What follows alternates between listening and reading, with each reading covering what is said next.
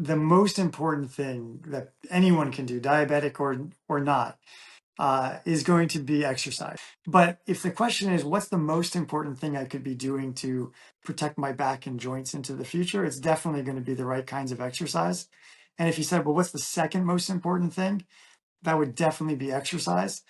And the third is still probably exercise.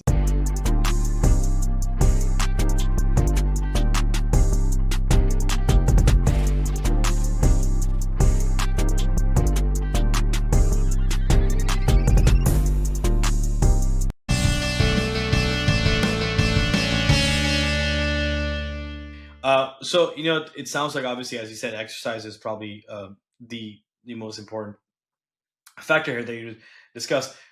Any recommendations on what exercises are safe that people should consider incorporating that into their day-to-day routine?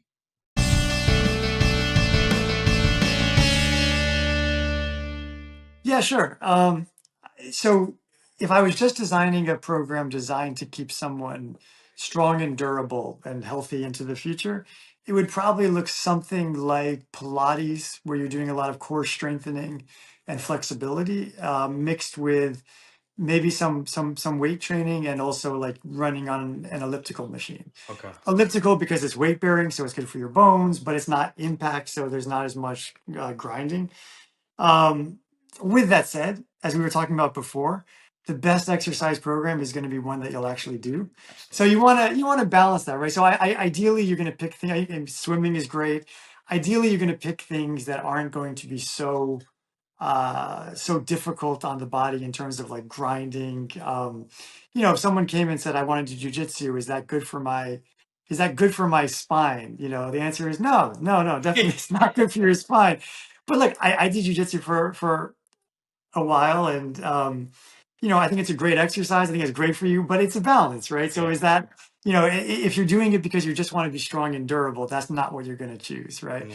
But if you're, and what you might say also is, as people get more into my age and beyond, if you're going to choose things like jujitsu or Mm. like soccer or certainly any contact sport, but also just things that are more athletic, then the way that I would try to think of it is, don't think of like tennis as your exercise per se. Think of tennis as the game you like to play. So we need to exercise so that you're durable, so that when you go play tennis, you're less likely to get injured, right? And the reality is, when you're younger, you're going to get away with being able to, abuse your body more with those Yeah. things. And as you get older, what we all find is that we can get away with that less and less. And with diabetics, this is one of those things where it does come into Mm. play, Mm. where you're probably going to need to take a little better care of yourself, because you just have one more thing that's kind of going to make it more likely that you might develop a problem otherwise. So that's not to say don't do it. No, not at all. It's actually to say just do a little more. Right. Do a little more to get your body ready to go play the games that you like to play, Yeah. which are obviously good for you as well. It's just that if you're playing tennis, knees, shoulders, backs, so are all potential problems. So it would be good to spend a little bit of time making yourself more durable for those activities. Yeah, it's interesting. I've noticed, for myself specifically, I do play tennis, and my favorite sport is golf. Now, whether it's a sport or not, that's a debate for a later time. Sure. But for me, I've noticed the amount of stretching and warm up I need prior to a round of golf now continues to grow. Right, so it's like, Yeah. if I've Right. if I've got if I'm playing in a tournament, or if I've got something on the line, I'm like, all right, I need to get to the golf course an hour and 20 minutes before I actually tee off, so I Exactly. can get the body ready. So when I'm on the first tee, my first swing is not like, oh, you couldn't even turn your hips all the way, or your back, Right. so the ball's gone all the way to Yeah. the right. Right? Yeah. It's Yeah. a it's a Yeah. hard thing. It's a Yes, hard thing. and part of that is making yourself limber so that you hit the Yeah, ball better, and part of it is also to prevent injury. yeah. And we all make these trade-offs, right? Like, people can decide, hey, I like tennis, but I don't like tennis enough to put in the work during the week to get Yeah, myself ready for it. yeah. So maybe I'll play doubles, or maybe I'll find Pickleball. something else. Yeah, pickleball singles is tough on the It body. I see is. a It lot of is. yeah, but doubles pickleball is not, it's a little easier, obviously, but I pickleball is a lot of. like squash. You know, it's a lot of Yeah. cutting back and forth. I heard somebody refer to pickleball as baby tennis the other day, so that was Maybe. that was that was pretty funny. Man, it's like I'm gonna go play baby tennis. Like, right, that's kind of makes sense, right? Yeah, Smaller yeah, court and all. All right. Well, yeah. what are some of the most common myths that you hear when it comes to diabetes, for example, and musculoskeletal health? That's a good question. I mean, there's a lot of myths I hear about in my field in general. With diabetes in particular, um, I would say that the big misconceptions that people have, or the things that when patients come in, um, we need to disabuse them of pretty quickly because they're holding on to them. Is one, no one can do anything for me until I just lose weight Mm, because, mm, and that's just completely um, a bad message that the medical community has sent these folks, that they need to stop, because that's just not true, and certainly, as we talked about before, losing weight is always going to be helpful, right, but that right. shouldn't be, that's just one piece, often a relatively small piece, of getting someone better. The others, I guess it's sometimes, especially when it comes to like getting a treatment plan, it's not that we always inject steroids, but when steroid injections are on the table, a lot of patients have been told at some point, well, I can't have a steroid injection because I have diabetes and it's going to raise my blood sugars too much. And for all the reasons we've already talked about, that's just not true. And it's a consideration. It's not there are very few black and whites in medicine. It's usually some kind of a gray. So you balance these things, right? Mm, But the thing that people aren't recognizing a lot of times is the negative aspects of having the pain in their body, mm, both in terms of the cortisol and in terms of just not moving around, not exercising, all of the things, and so that's a trade-off, and you need to take all of that into consideration when you're getting someone better. But what you shouldn't let diabetes do, and maybe this is the take-home point, is you shouldn't let diabetes stop you from getting better, right? You shouldn't let anyone make you think that just because you have diabetes, that all of these kinds of musculoskeletal pains are inevitable or unfixable, because that's mm, simply not, that's just absolutely not the case. And maybe one other myth is also, oh, let me actually give you two. So when it comes to diabetic neuropathies, there's two misconceptions with diabetic neuropathies, and this I see a lot because I see a lot of folks with numbness and mm, tingling and neuropathies, and a lot of times, well, two things. One is that when people really do have a diabetic neuropathy, and that's what's causing their symptoms, a lot of times they think that they can't, there's nothing that can be done about it. And it's true that it's difficult, and it's true that you can't, we don't really have a way to fix the damage that might have been done already by the diabetes on the nerves nerves. sometimes. But that doesn't mean we can't get the symptoms better. Mm, There's supplements, there's nerve stimulators, there's different things that one can do. So it's worth talking to your doctor. mm, But I think that the bigger thing and the bigger missed opportunity for folks with diabetes who have numbness and tingling, is twofold. So one is that a lot of times they have diabetes, they get numbness and tingling in their feet, and then their doctor tells them, "Oh, it's because you have diabetes," and that's the end of it. And so they just go through life thinking that's why they have the numbness and tingling, and they never actually look into it. mm, And sometimes it's true they have a diabetic neuropathy, but a lot of times it's not true. There's a lot of, just because someone has diabetes doesn't mean they can't also get all sorts of other kinds of reasons to have numbness and tingling in their feet. And so a lot of times, because of the diabetes, it just gets missed because it just gets put in this basket, and no one ever did. Usually we do a nerve test to look at it, and no one ever looked. And mm, so then when you look, you sometimes you'll see they have tarsal tunnel, or pinched nerve in their back, mm, or something else causing the neuropathy that actually can be fixed, like a low thyroid, or low folate, low B, etc. So you need to look, is the point, or else you're going to miss a lot of people that you could have helped.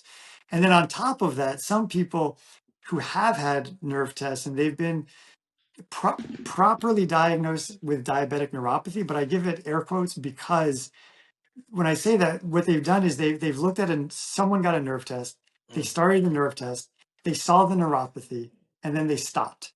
the nerve test, and they didn't, because the nerve test is one of those things where if you don't look for something, you're not going to find it. And if you do Mm, find something and you stop, then you don't have a chance to find if something else is there. mm. And something that happens a lot in medicine is something called double crush syndrome. What double crush is when it basically just describes a situation where there are two problems that both can be causing the same symptoms. So, for example, maybe you have a diabetic neuropathy and also you have a pinched nerve Pinched in nerve, your yeah. back. And if you don't go and look for the pinched nerve, then you don't know it's there and you just think it's all due to diabetic neuropathy. Well, you might not be able to cure the diabetic neuropathy, but guess what? You can get the pinched nerve better.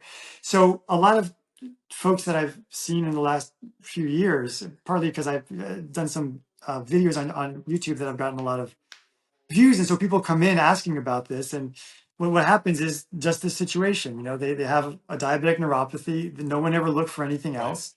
And, sometimes, so then we go looking.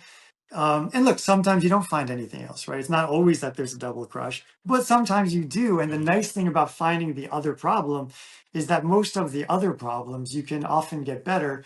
And then what usually happens is that not all of the symptoms go away, but a lot of them do. mm. And so maybe before the diabetic neuropathy was making life misery, but now you identify another problem, you make that problem go away, Yeah. and now instead of it being misery, it's just annoying, Yeah. right? Which is a win, right? You would take that. So I think that's I don't know if you call it a myth, but it's a major misconception and it's a major missed opportunity that leads a lot of patients to suffer when they don't need to. And That so is that's yeah. that is so fascinating, the double crush syndrome. And as you were talking, I was thinking about it, the application of that. Uh, I mean, throughout our lives, right? I mean, no matter what sort of challenges you're going through, or even take home repair, for example, you might have two things that are causing a plumbing issue in the Right. house, right? Yes. You take care of one, not paying attention to the other one that's also back there. Well, Yes. you're not really doing anything except for kicking the can down the road, and you Right. just don't know the contribution of the other plumbing issue to the bigger problem.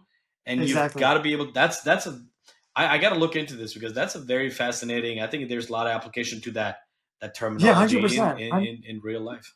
And that's actually the analogy that I usually use with patients is like a stream that's being blocked at two. It's just kind of like the Right. plumbing, right? It's like you Yeah. have yeah, and I would imagine that some plumbers, I have no idea if this is true, but it makes sense to me that some plumbers might look and they find it the problem they find the problem really fast and they stop Right. there, they fix that, things get better, everyone's happy until it starts up again, because other and then the better plumber presumably looks there but says I just got to make sure that there's not this other thing that sometimes goes wrong also, because it takes more time, it's more, and then sometimes they don't find it, right? And then they've wasted this quote unquote wasted the time making, so I think it goes back to looking at things more Right. holistically and not just looking at the symptom, but trying to understand all of the places that things can go wrong. Maybe you can start using a tagline, Dr. Grant Cooper. I'm even a better plumber, right? So I look at all the No, issues, no, not I, just one. I, I I get myself into, I usually describe,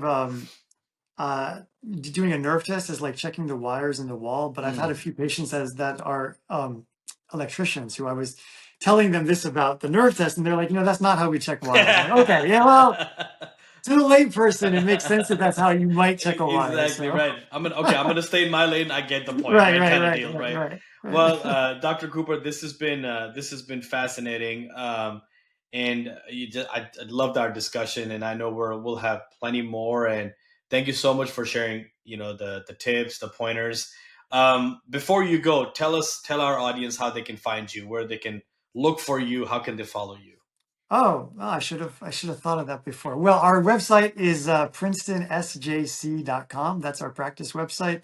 And if you go to YouTube and you put in Princeton Spine and Joint Center, our YouTube page will come up, and we've got it's just full of informational videos that for these kinds of things, different kinds of musculoskeletal problems, neuropathies, and we take a problem and we go into detail on it and try to explain it in an easy way. And so on YouTube and our practice website is where you can Perfect. find us. Perfect. Thank you so much. This has been a lot of fun. No, this has been great, folks. There you have it, Dr. Grant Cooper. Please do follow him. You'll obviously learn a lot as we have.